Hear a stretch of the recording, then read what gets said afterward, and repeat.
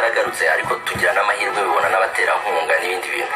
So kuba hari bitagenda biri muri bino bihembo ntibyagakwiye gutuma tubihagarika, kubera yuko bari baterankunga nabo bacitse intege bya bihembo bizongera bigende. kandi turi mu muziki kuri mwanya mu Rwanda hari abahanzi benshi cyane banatunzwe nabo. kuba rero turi mu gihugu kirimo abahanzi benshi tukaba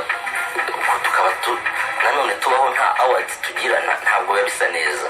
Abakinnyi barahembwa, abakina sinema barahembwa, noneho mu bahanzi bibure. ni na bya bindi abantu bakunda kugaruka usanga muri municipal ku buryo batubwira ngo abahanzi ntimubasha kwishyira hamwe, ntimubasha kumva ibintu kimwe. kandi icyo kintu cyagakwiye gukosoka, tukicara hamwe tukavuga tuti ibi bintu nubwo bitagenda dushobora kubikosora mu nzira izi n'izi, ariko nanone ntitube abantu bahita bavuga ngo turivumbura ibintu byose bihagarara. gusa nanone ntihagire umwumva nabi, buri muntu wese wavuyemo afite impamvu ze kandi n'uburenganzira bwiwe, ariko nanone nkumva ku giti cyanjye abantu twagakwiye kujya dushyira hamwe tukareba uburyo ibibazo byakemuka, ariko tudahise tuvuga ngo tugiye guhita dusenya ikintu.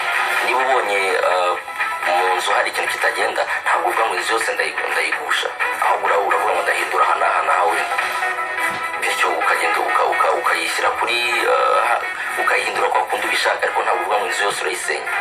rero nabibona nanjye mbona bariya abantu bava muri awards nabibonye muri iyo shusho, kuvuga ngo bino bintu ntibigenda yego, ariko ngo duhise tuvamo oya, ahubwo mwakwiye kwicara hamwe ibintu bigakemuka buhoro buhoro. niko ngiye byumva. mbese ubona ubundi ari iki iyo usesenguye wenda mu busesenguzi bwa bushishozi bwawe, ubona ari iki gituma abahanzi bavamo mu by'ukuri?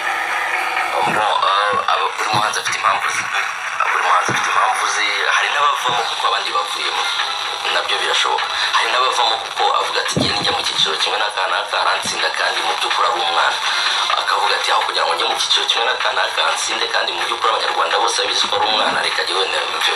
abantu bagira impamvu zitandukanye, so hari abavamo kubw'impamvu zifatika n'abavamo kubw'impamvu zidafatika. icyo kijyanye no kuba umuhanzi ashobora kuba atereka avemo kubera uriya mupetaje ejo bundi atatsinda akagenda umuntu w'umusaza, wowe ntabwo cyaguteye ubwoba kuko uri umwe mu bahanzi bakuru muri hip hop, umwe mu bahanzi uri kumwe kandi n'abahanzi bamwe na bamwe batangiye show, wowe ntabwo cyaguteye ubwoba ngo wumve ko aramutse agutsinze waba uraburije? ntabwo naba ndaburije, kubera ko ntabwo dukora umuziki kubera ibihembo, dukora umuziki kubera bwa mbere bw'urukundo rwawe.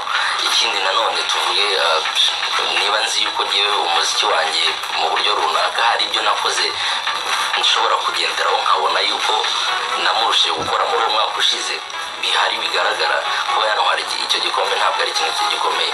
ikindi tugendeye ku ngero wenda z'abakoze umuziki imbere, cyangwa se n'ibihugu biturushije iterambere mu muziki.